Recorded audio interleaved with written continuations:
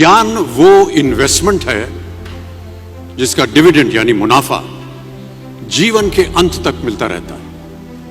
मैं ऐसा मानता हूं कि एक सामान्य जिंदगी जीने के लिए इंसान को रोटी कपड़ा और मकान के अलावा अगर किसी चीज की सबसे ज्यादा जरूरत होती है तो वो है शिक्षा, एजुकेशन। आपके पास यदि धन है तो आप उसे गोल्ड में कन्वर्ट कर सकते हैं। धन हो या सोना, दोनों के कम होने का या खो जाने का डर हो सकता है, पर यही धन को अगर हम नॉलेज में कन्वर्ट करते हैं तो वो कभी कम नहीं होगा और ना ही उसकी चोरी हो सकती है। देखिए, जीवन में मुझे बहुत सी बातों ने प्रभावित किया है। मेरे ये अनुभव सुनने में शायद साधारण लगे, पर इनमें छिपा सार असाधारण है, अनमोल है। यदि मैं आपसे पूछूं कि सबसे शक्तिशाली व्यक्ति कौन है, सबसे शक्तिशाली व्यक्ति कौन है, तो कोई कहेगा कि जिसके पास पावर है, वेपन्स हैं, शस्त्र है, धन है, किसी देश का राजा या किसी सल्तनत का वारिस है। मेरा ऐसा मानना है कि वेपन्स, मनी किसी को पावरफुल नहीं बनाते, या अगर बनाते भी हैं तो कुछ समय के लिए ही बना पाते। दौलत आज होगी, कल नहीं। शस्त्र का ज्ञान तभी तक काम आएगा जब तक वो शस्त्र चल सकता है। Once it is used it becomes absolute. पर शास्त्र का ज्ञान कभी नहीं रुकता।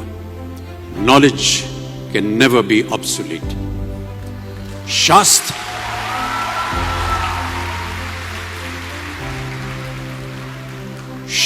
ज्ञान शस्त्र ज्ञान से ज्यादा असरदार, प्रभावशाली और शक्तिशाली होता है।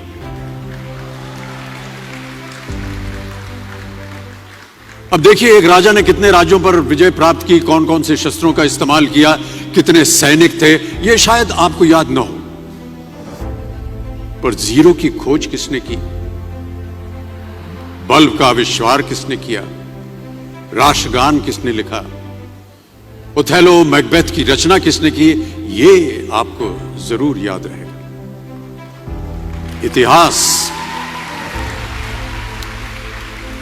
इतिहास गवाह है कि एक राजा अपनी शक्ति के बल पर केवल वहीं तक पूजा जाता है जहां तक उसका साम्राज्य फैला होता है। वो केवल अपनी प्रजा का प्रिय होता है, पर अपने ज्ञान की कीर्ति फैलाने वाले Albert Einstein, William Shakespeare, Rabindranath Tagore सिर्फ अपनी जन्मभूमि में ही नहीं बल्कि पूरे विश्व में पूजे जाते हैं। संपूर्ण मानव जाति के लिए वो प्रेरणा स्रोत बनते हैं। ज्ञान का धनी व्यक्ति हमेशा ही सम्मान और आदर योग्य होता है, क्योंकि ज्ञान वो कवच है, वो शील्ड है जो आपके जीवन में आने वाली कठिनाइयों से आपकी रक्षा करेगा। फिर किसी भी शस्त्र की आपको आवश्यकता नहीं होगी। दो चीजें इंसान यदि अपने जीवन में एक बार सीख लेता है तो वो उसे कभी भूलता नहीं। एक है तैरना, स्विमिंग, दूसरा है साइकिल चलाना। सालों बाद भी अगर आप इन क्रियाओं को करेंगे तो कभी भी इस बात की चिंता नहीं होगी कि आपको स्विमिंग करना या साइकिल चलाना याद है कि नहीं। You will confidently do it. काश कि हम पढ़ाई भी इसी नजरिए के साथ करें, that when you will chase knowledge, numbers will always follow.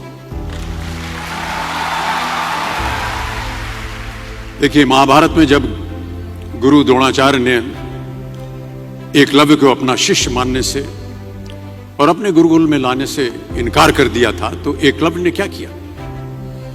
अपने गुरु की प्रतिमा, एक मूर्ति बनाई और केवल उस मूर्ति से प्रेरणा लेकर ही धनुर्विद्या सीखने में वही सफलता प्राप्त की जो बाकी योद्धाओं को द्रोणाचार्य के गुरुकुल में रहकर हुई। उस प्रतिमा के रूप में एकलव्य को हमेशा अपने गुरु के पास रहने का एहसास था। और जब गुरु साथ में हो तो सफलता हासिल करने से आपको कोई भी नहीं रोक सकता है।